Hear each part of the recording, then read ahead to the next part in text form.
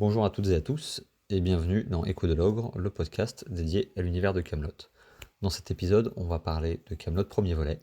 On va faire un gros tour d'horizon du film, en fait, de sa sortie, comment ça s'est passé, le tournage, toute la vie autour du film, ainsi qu'un gros résumé, voilà, de l'histoire vraiment bien détaillée, où je vais bien plus prendre mon temps que ce que j'ai fait dans l'épisode d'avant, pour qu'on ait bien tous les mêmes bases, et voilà, un bon résumé du film. L'objectif, ça va être de faire une deuxième partie qui va sortir la semaine prochaine, où là, on rentrera un petit peu plus dans le détail, avec de l'analyse sur les personnages, qu'est-ce qui se passe en fait réellement dans le film, qu'est-ce que ça apporte à l'histoire de Camelot, qu'est-ce que ça change, est-ce que ça soulève certaines questions, est-ce que ça répond aussi à certaines questions qu'on a pu se poser dans les derniers livres, et qu'est-ce que ça nous laisse présager pour la suite des aventures des Chevaliers de la Table Ronde. Avant de commencer, je voudrais prendre 2 petites minutes pour vous remercier en fait, pour l'accueil et les retours que vous avez fait sur le premier épisode et sur les quelques réels et shorts que j'ai pu sortir. Vous avez été quelques-uns à m'envoyer des messages pour me dire que l'idée d'un podcast sur Camelot, ça vous plaisait vraiment, que le son était bon et que voilà, le contenu vous plaisait et que vous alliez suivre ça de près. Et je tiens vraiment à vous remercier, ça me fait déjà très plaisir, ça me fait chaud au cœur et c'est vraiment un boost parce que je me dis ok, c'est cool, voilà ce que je fais. Il y a déjà voilà quelques personnes qui aiment ça et c'est très très encourageant. Comme j'ai déjà dit, je vais pas m'attarder là-dessus, mais je fais ça par passion et j'essaie d'améliorer le podcast au fur et à mesure, là en rajoutant une petite animation, en mettant une intro, des choses comme ça. Et voilà, ça motive vraiment beaucoup, donc merci à vous. Encore une fois, n'hésitez pas à m'envoyer un message sur Instagram, me donner votre avis sur le film, sur la série, ce sera avec un grand plaisir qu'on discutera de ça. Et puis c'est à peu près tout. Je vous propose tout de suite de commencer, d'embarquer dans ce vol direction Camelot premier volet. Alors qu'est-ce que c'est que ce film-là? Tout d'abord, il faut remettre un peu en contexte que la série s'est donc arrêtée en 2009, après 6 livres. L'histoire se finit quand même d'une manière assez particulière. Arthur a tenté de se suicider à la fin du livre 5. Le livre 6 retrace une bonne partie de sa vie à Rome et son arrivée au royaume de l'ogre, jusqu'à comment est-ce qu'il prend le pouvoir, et surtout le lui du présent après sa tentative de suicide. Il est sauvé par Vennec, qui est un marchand bandit, qu'on apprécie ou non dans Camelot, qui l'aide à s'enfuir parce que Lancelot, sinon, vient pour le tuer. Et il se passe 10 ans dans l'univers de Camelot où on ne sait pas ce qui se passe durant ces 10 années. Nous, de notre côté, on a une pause de 12 ans avant d'avoir ce film, qui donc va peut-être répondre à certaines de ces questions et surtout relancer l'histoire.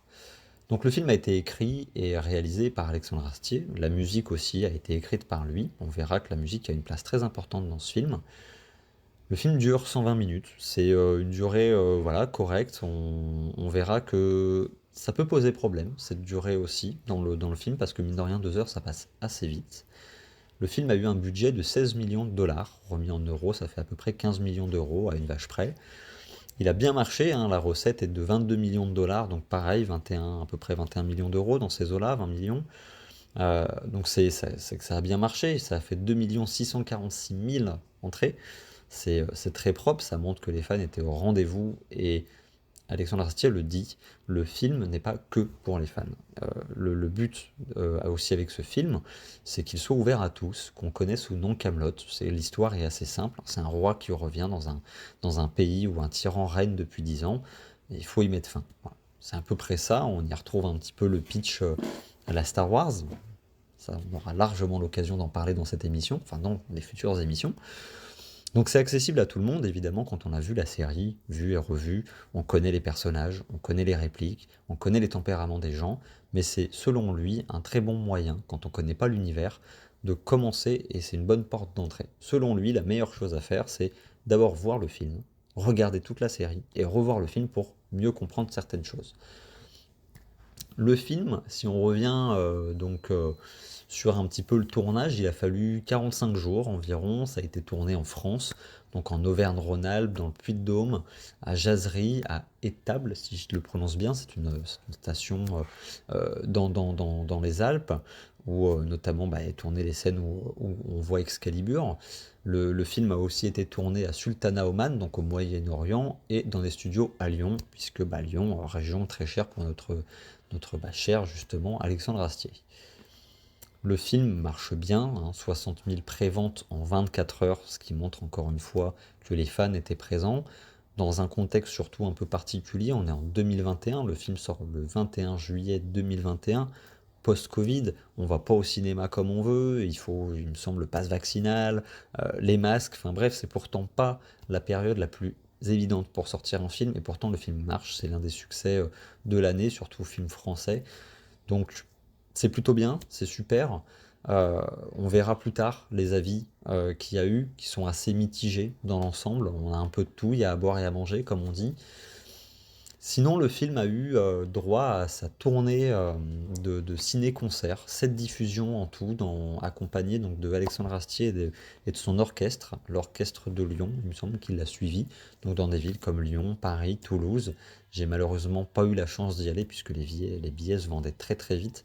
Ça devait être, j'imagine, incroyable à voir parce que la bande originale, je vais en parler tout de suite, elle est formidable. Je trouve que la bande son de ce film, elle est belle, c'est fait avec un orchestre, c'est beau, c'est apaisant.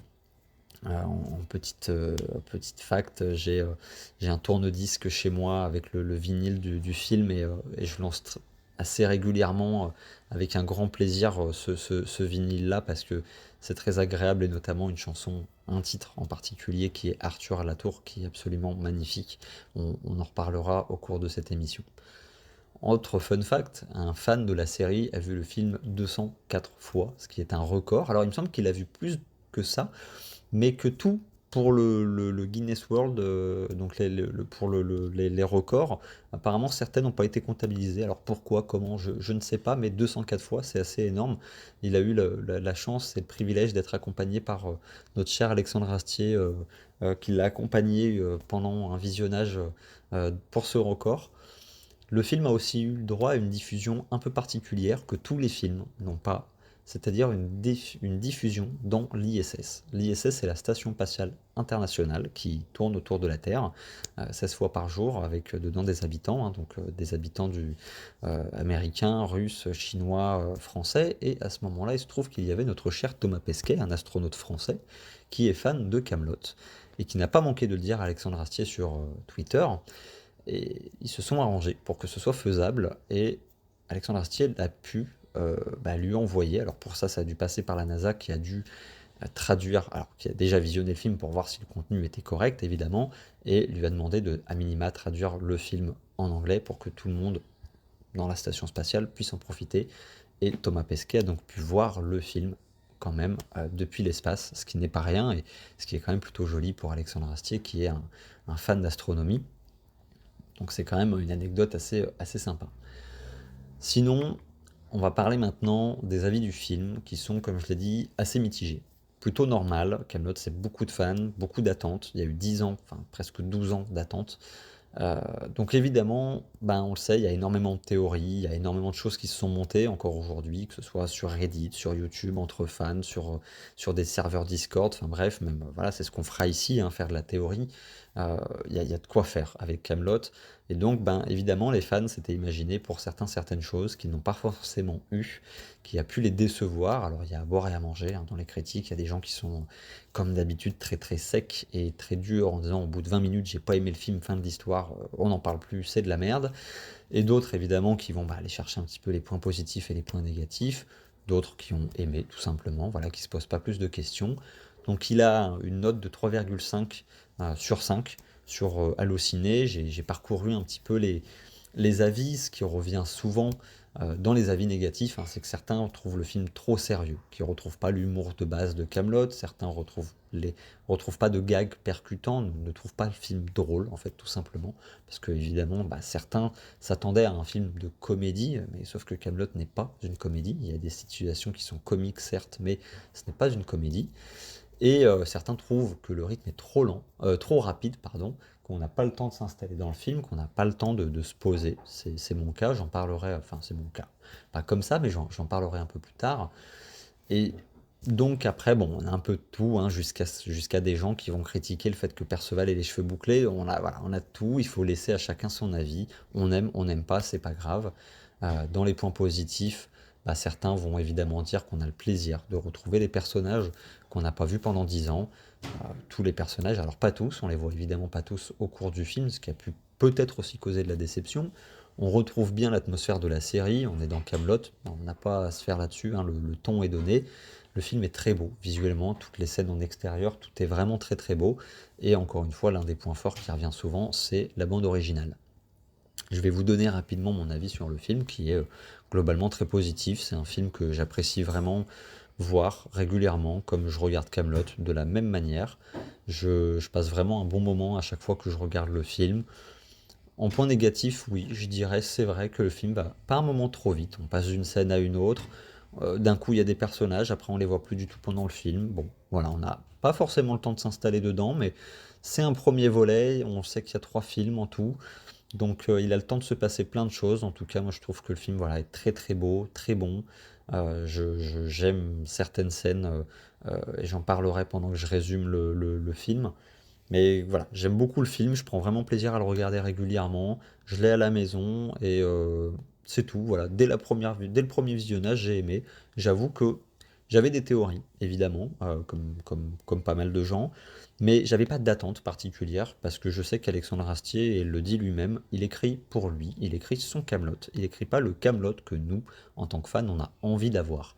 Il écrit pour lui et forcément, on n'aura pas nous ce qu'on veut les fans, donc voilà, on est habitué à être surpris par ce qu'il fait, mais je me laisse guider, et pareil pour la suite, même si vous verrez pendant l'émission, enfin dans toutes les émissions qu'on fera, on fera beaucoup de théories sur la suite, et on supposera plein de choses. Ça ne veut pas dire que ce sont des attentes que j'ai. Et voilà pour moi. Donc encore une fois, n'hésitez pas, ben, laissez votre avis en commentaire, quelle que soit la plateforme sur laquelle vous êtes. On en discutera avec grand, grand, grand plaisir. Voilà un peu pour le tour du film. Je pense pas que j'ai d'autres choses à dire au niveau des anecdotes, autour de ces choses-là. Voilà, beaucoup de gens en parlent, que ce soit sur Reddit, hein, c'est globalement voilà, Reddit, YouTube, il y a de temps en temps un petit peu de contenu autour de ça. Voilà, c'est apprécié et non, bah, comme un peu tout dans la vie. On va se faire maintenant un bon résumé. Je vais essayer de prendre mon temps. J'ai envie que ce soit agréable à écouter et qu'on puisse ensuite, une fois qu'on aura cette base-là, faire la deuxième partie et ben, rentrer un peu plus voilà, en profondeur dans le sujet, faire du détail. Mais là, je vous propose bah, de vous installer confortablement, quel que soit ce que vous êtes en train de faire, puisqu'on va parler donc encore de Camelot premier volet, un résumé. Le film commence en 484 après Jésus-Christ, avec Alzagar, qui est un chasseur de primes, qui vient aborder un navire qui cherche un bijou d'une grande valeur. Il tombe par hasard sur Vennec, donc Vennec, qui est la dernière personne à avoir vu Arthur, qui se cache dans un tonneau de dattes, euh, et qui est donc très important pour ce cher Alzagar, car il se dit qu'il va pouvoir le revendre très cher, puisqu'il détient l'information de où est Arthur Pendragon, qu'on n'a pas vu pendant 10 ans sur le royaume de l'ogre. Et que, évidemment, ben, c'est ce que lui, il se dit, je vais pouvoir le vendre un petit peu cher, à tel point qu'il jette le collier hors de prix qu'il vient de trouver, parce qu'il se dit, voilà, ça c'est de la broutille, moi maintenant j'ai mon Vennec, il vaut cher, allez hop hop hop, on y va. Et donc la scène d'après, on se retrouve à Camelot. Pour la première fois, on voit Camelot vu d'extérieur, on ne le voit pas pendant les 6 livres. On retrouve Lancelot, qui règne en tyran sur le royaume de l'ogre, qui a complètement délaissé la quête du Graal, son envie d'aider les gens. Il est juste là en tyran, accompagné du roi Lot, du père Blaise, de Dagonet, du jurisconsulte, et surtout des mercenaires saxons qui ont pourtant, pendant des années, essayé d'envahir Camelot. Bah, il fait l'appel à lui, dont donc une mercenaire qui s'appelle Wolfstein et Orsa, qui est interprété par Sting, qui joue donc des mercenaires saxons, qu'il paye pour traquer les chevaliers de la table ronde et Arthur. Et on se doute que pour l'instant ça se passe pas très bien parce que bah, ils en ont pas attrapé, ou quasiment pas. Mais le truc c'est que le royaume ne possédant absolument plus aucun radis, comme le dit notre cher Christian Clavier, et ben Lancelot se voit obligé d'offrir en fait, ou même avec, enfin il l'offre sans trop réfléchir, hein, il se pose pas de questions, il offre l'île de Thanet aux Saxons en guise de paiement. ce qui provoque la colère des dieux, puisque l'ogre, c'est une terre sacrée qu'on ne peut pas diviser, on ne peut pas démanteler. Et donc dès ce moment-là, il va se mettre les dieux à dos, donc un grand souffle va parcourir un petit peu, on va dire, le monde à ce moment-là, pour exprimer la colère des dieux. De retour auprès d'Alzagar et de Vennec, ces derniers demandent à Quarto, qui est un vendeur d'esclaves, s'il se souvient avoir vendu un esclave avec des entailles aux poignets, les cheveux longs, une grosse barbe, ce qui correspond à la description d'Arthur. Donc Quarto se doute que si Alzagar le cherche, c'est qu'il a une certaine valeur, donc il ne va pas leur dire où est-ce que lui l'a vendu, et va partir de son côté avec deux autres jeunes, il ne me semble pas qu'on ait leur prénom, à l'endroit où lui où a vendu Arthur il y a plusieurs années. Une fois arrivé sur place, Quarto, il va proposer à la personne à qui il l'a vendu de racheter Arthur. Sauf que l'autre gars va lui dire non, non, déjà non, je vais pas le faire. Sauf que on va revoir Arthur à ce moment-là, dans une scène, voilà, on va le voir de haut en bas. On va d'abord voir le médaillon d'Ogma, ensuite, il me semble, non, on voit pas les entailles au poignet, mais voilà, on comprend très bien que c'est lui. Et il souffle, en fait, il prend un scorpion qu'il souffle sur Quarto, et il va prendre la fuite, et la personne qui l'avait comme esclave va décider de l'affranchir, parce que il se dit, voilà, de toute façon il peut s'en aller, c'est pas grave. Quarto meurt, je pense, hein, en tout cas on voit s'écrouler dans la barque, piqué par le scorpion, et Arthur est poursuivi par deux autres personnes, dont une qui nage très bizarrement. Et donc il arrive à s'enfuir, mais malheureusement Alzagar va lui mettre un coup de bâton et va réussir à le capturer. Du retour, on a aussi donc une vue de Léodagan, hein, qui est le père de la reine Guenièvre, qui est enfermé dans le château, dans le château du roi Ban, dans une tour plutôt, ce qu'il en reste, c'est un château en ruine, du roi Ban, qui est le père de Lancelot. Donc Lancelot la garde captive depuis 10 ans, à l'abri de tous les regards. Et bon, elle pourrit un peu, hein, dans sa tour, elle le dit, elle s'ennuie, elle lui dit que la tour est hantée, il y a des fantômes, qu'elle n'est pas à l'aise. Bon, lui, il n'a pas grand-chose à dire. Et donc on revoit Léodagan, qui est le père de cette Guenièvre, qui est en Carmélide, qui a l'air complètement vide. Il est en train de bêcher des blettes, il me semble, ou je ne sais plus. Enfin, il est en train de travailler la terre avec Calogrenant et une autre personne. On voit Dame Célie et pardon, Elias de Kiliwich dans cette forteresse qui est vide et sans armes, hein, parce que Lancelot a privé tout le monde des armes. Mais la sœur de Léodagan les rejoint et leur annonce le retour du fils Pendragon grâce à l'hydromancie. Et les Burgondes arriveront un peu plus tard, après avoir essayé d'avoir attaqué Camelot en vain, parce qu'en fait les Burgondes ne savent simplement pas se servir de leur matériel, de leurs catapultes et de leurs armes, donc ils tournent en rond un peu comme des bourricots. On revoit notre cher roi Burgonde qui crie à Arthur cuillère, ce qui est très drôle et très plaisant à revoir. Et justement, Léodagan va un petit peu, on comprend, se dire, ok, on va faire équipe ensemble.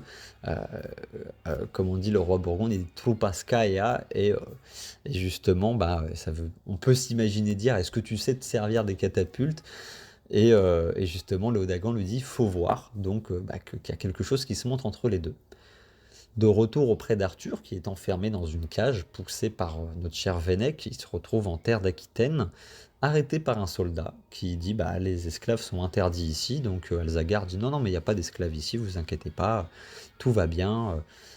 Donc Arthur et Vennec disent si, on est captifs, on est des esclaves, et pour être sûr de se faire arrêter, Vennec va traiter la duchesse d'Aquitaine de pute, ce qui leur assure de se faire arrêter, pour, on va dire, pas pour le plus grand plaisir de Alzagar. Et une fois devant le duc d'Aquitaine, joué par Alain Chabat, qui est évidemment fidèle à son personnage, arrive en disant coucou coucou, qui est, voilà, alors que sa femme vient de se faire traiter de pute, dit non, je vais racheter en fait le roi Arthur pour 2000 solidi, il me semble, hein, une somme complètement dingue, voilà, juste simplement pour dire non, mais Alzagar, c'est bon, voilà, je t'ai acheté Arthur, je le paye très cher, mais au moins maintenant cette affaire elle est réglée. Et il essaye de dire au roi Arthur, ça tombe bien que vous soyez là, hein, et que vous soyez de retour, parce que Lancelot il est là depuis 10 ans, et il vit, voilà, c'est un tyran, hein, il y a un couvre-feu, les gens ont plus le droit de se balader comme ils veulent, voilà, il y a des raids assez régulièrement, il est en chasse des chevaliers de la table ronde, donc c'est bien que vous soyez là, mais Arthur refuse, il dit non, non, je suis pas là pour ça, le royaume de Log c'est derrière moi, on n'en parle plus. Mais voilà, le duc d'Aquitaine va faire mine de comprendre, va l'accompagner à l'extérieur, et puis en fait finalement s'en aller, laissant Arthur tout seul. On va ensuite voir Perceval et Caradoc sous terre dans une belle scène. Voilà, moi je suis très content de les revoir à chaque fois. J'ai un petit peu vraiment le sourire aux lèvres quand je les revois parce que j'ai l'impression de revoir deux oncles ou je ne sais pas, voilà, deux personnes que j'apprécie énormément. Et donc on les revoit, ils sont sous terre, non pas pour se cacher, mais aussi comme ils disent parce que ça fait classe. Et ils essayent de creuser des galeries jusqu'à Camelot, sauf qu'ils ne font évidemment pas de cartographie, donc voilà, ils se perdent, ils creusent en rond. Merlin essaye de leur expliquer que il faut cartographier pour arriver jusqu'à un certain endroit, mais évidemment ils n'écoutent pas. On a Cadoc qui est fidèle à lui-même, hein, qui à part dire qu'il peut mettre 37 mirabelles dans ses fesses, ne fait pas grand-chose, et le tavernier qui est là, qui les accompagne dans ce clan des semi-croustillants. Ils sont ensuite rejoints par les deux filles de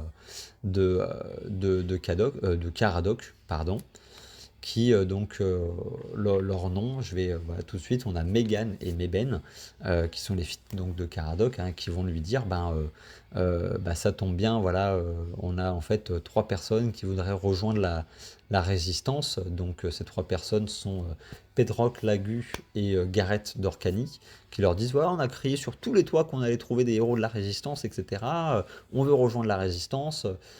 Bon sauf que du coup ça trompe pas, hein, les mercenaires saxons les trouvent et arrêtent toute la petite équipe pour les conduire dans les geôles à Camelot. Pendant ce temps, Arthur il se retrouve en terre de Gaune et il retrouve Bohort justement de Gaune qui est un ancien chevalier de la table ronde, très fidèle au roi Arthur, un personnage que j'aime énormément, qui pareil voilà, respecte énormément son roi, tombe dans les pommes quand il le voit et après un court moment voilà, se réveille, explique de manière très modeste au roi, à l'ancien roi Arthur, qu'il a fait une table ronde, ils ont fait une table ronde à la main. Il dit que c'est pittoresque, mais Arthur leur dit non, ça c'est pas pittoresque, la table ronde est belle, elle est faite avec des matériaux récupérés, elle est faite avec du cœur, elle a été faite à la main, chaque personne est à une bonne distance de manière égale, et que c'est à ça que devrait ressembler la table ronde. Chaque personne autour de cette table, on a un petit peu tout, des jeunes, des moins jeunes, des très très jeunes aussi, qui se présentent. Et ils se font malheureusement tous arrêter par des mercenaires saxons. Et comment dire, Arthur reçoit un couteau lancé, une dague à l'épaule qui est empoisonnée, et ils se font tous arrêter. On se retrouve une trentaine d'années ensuite en arrière, dans un souvenir de Arthur qui est en train de faire ses classes à Rome dans je ne sais plus quel pays, où le centurion, on va dire romain, hein, qui leur apprend à manier la lance, dit la guerre c'est comme de la musique, quelqu'un tape sur des tambours et on voit tous ces jeunes apprendre des patterns à la lance. Et pendant ce petit flashback, Arthur va tomber amoureux d'une jeune fille qui s'appelle Sheda. Et on verra dans ces différents flashbacks un petit peu cette relation d'amour et de tendresse qu'il avait eue et surtout comment est-ce qu'elle finit. On en parlera un petit peu plus tard. De retour dans les geôles du roi Arthur, on retrouve Perceval qui s'arrête devant la cage et qui à ce moment-là reste complètement bouleversé et cite le psaume 23 de la Bible qui est magnifique, qui dit « Même quand je marche dans la vallée de l'ombre de la mort, je ne crains aucun mal car il est avec moi ». Là, on pourrait se poser la question, évidemment, et on verra plus tard de comment Perceval connaît ça, mais moi, ça me met toujours un petit peu les poils, je dois le dire, parce que ça illustre, encore une fois, toute la beauté de ce personnage et l'amour qu'il porte à Arthur. Et donc, ils sont tous là à se dire, voilà, ok, le roi Arthur, l'ancien roi Arthur, est là, emprisonné dans sa propre forteresse. Comment est-ce qu'on va faire? Et pile à ce moment-là, eh bien, Merlin a réussi à creuser, va faire péter la terre en dessous et à dire voilà, c'est bon, j'ai cartographié l'endroit, on a réussi, on vous a trouvé. À ce moment-là, Dame m'évanouit, hein, qui est là, à ce moment-là, on imagine la femme de Lancelot, parce qu'elle aime le pouvoir, et surtout pour se venger d'Arthur, qui a été son mari pendant pas mal de temps. Elle dit: «Oh, il est en train de mourir, voilà, bon, bah, un petit peu, elle en a pas grand-chose à faire». Heu, Perceval en profite pour lui jeter deux trois fions et puis elle s'en va. Toute cette belle équipe arrive à s'enfuir et pendant la fuite, quelqu'un essaie de tuer le roi Arthur, l'étrangler. Et il dit bah, c'est pour ma quête, hein, c'est que en fait vous êtes le mari de Guenièvre, moi je suis là pour sauver Guenièvre, je dois conquérir son cœur et je dois tuer son mari. Et donc bah, lui il dit alors déjà c'est plus ma femme, et donc bah, vous savez où elle est Guenièvre, vous allez m'y conduire parce que bah, elle est captive, donc on va aller la sauver. On se retrouve devant la forteresse du roi Ban avec notre belle équipe de Arthur, Caradoc, Perceval et donc bah, ce pâtissier là, enfin le frère du pâtissier, enfin la personne qui est amoureux, pseudo-amoureux de Guenièvre, pour aller la libérer. Et donc ils y parviennent après 10 ans, ben voilà, ils se revoient, Guenièvre et Arthur se revoient dans une scène assez sobre, hein, simplement en disant non mais moi c'est bon, il y a un gars qui est en train de monter là pour venir vous sauver, non mais vous inquiétez pas, moi j'ai juste enfoncé la porte pour que vous puissiez partir. Ils se retrouvent ensemble ensuite tous en Carmélide, bah, chez Léodagan hein, et Dame Célie, où en effet les Burgondes ont posé leurs bagages et où bah, Léodagan dit il n'y a pas moyen de leur faire apprendre la guerre, il n'y a pas moyen voilà, de leur faire apprendre quoi que ce soit. C'est une scène que je trouve un peu, alors pas qui m'a déçu, mais c'est vrai que on pourrait attendre des retrouvailles entre Léodagan et Arthur, un certain dialogue. C'est quand même deux personnages qui sont énormément. Enfin, c'est un duo qui est très présent dans toute la série et on pourrait s'attendre à quelque chose en particulier à ce moment-là du film, mais c'est pas le cas. Donc c'est quelque chose voilà, qui m'a un petit peu pas déçu, mais je me suis dit, ah ok, il n'y a pas de vraie retrouvaille entre les deux. Pas grave. À la suite de ça, eh bien, ce qui va se passer, c'est que Guenièvre, elle va dire bah, j'ai oublié quelque chose dans la tour, donc moi je vais y aller. Arthur lui dit mais vous n'allez pas partir toute seule à 3 4 heures de marche, c'est pas possible, enfin qu'est-ce que vous avez oublié quoi, bon sang.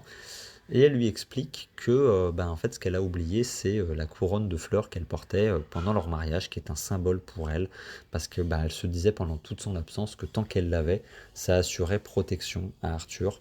Et encore une fois, elle lui prouve son amour et sa loyauté aussi, euh, et bah, le respect qu'elle a envers lui malgré tous les fions qu'il lui a envoyés pendant ces 6 livres, ces 15 20 années qui se sont passées. Donc Arthur décide de l'accompagner. Une fois arrivé à la tour, il lui dit bon bah montez, moi je vais monter la garde en bas, je vous attends.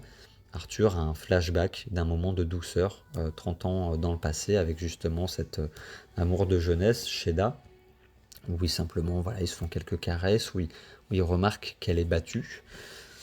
Et il prend la décision de grimper à la tour par l'extérieur, en grimpant par les branches qui sont voilà, le lierre un peu qui s'est fait sur ce bâtiment, de manière très chevaleresque, dans une scène magnifique, avec justement cette bande-son, ce titre qui est Arthur à la tour. Et il monte pour embrasser pour la première fois Guenièvre. C'est une scène qui est magnifique quand on aime l'univers de Camelot et qu'on voit à quel point Guenièvre est quand même maltraitée, hein. Enfin, il passe 20 ans à lui balancer des fions, à lui dire que c'est une gourde, qu'il ne l'aime pas, qu'il ne l'a jamais voulu, qu'il ne la touche pas, alors qu'elle a toujours été fidèle et qu'elle a toujours été là pour lui et que, comme elle a dit, c'était l'horreur hein, quand il a tenté de se suicider. Voilà, il y avait tout ce sang et c'était simplement horrible. Donc c'est voilà, c'est un baiser qui est magnifique, c'est une scène qui est superbe. Et donc on les retrouve de nouveau en Camélie où ils se disent ben voilà, on n'a plus d'armes, mais bah si, il y a une arme, hein, c'est Excalibur qui est planté dans le rocher depuis 10 ans. Donc ils vont entreprendre Caradoc, Perceval, Guenièvre et Arthur d'aller récupérer bah, justement cette épée, hein, Excalibur. Alors après une courte partie d'un jeu du Pays de Galles dont les règles sont absolument incompréhensibles, Arthur va gagner le droit de récupérer l'épée. Il va réussir à la retirer du rocher, mais l'épée ne va pas flamboyer comme elle le faisait à l'époque, elle va comme clignoter, comme si sa magie disparaissait un peu.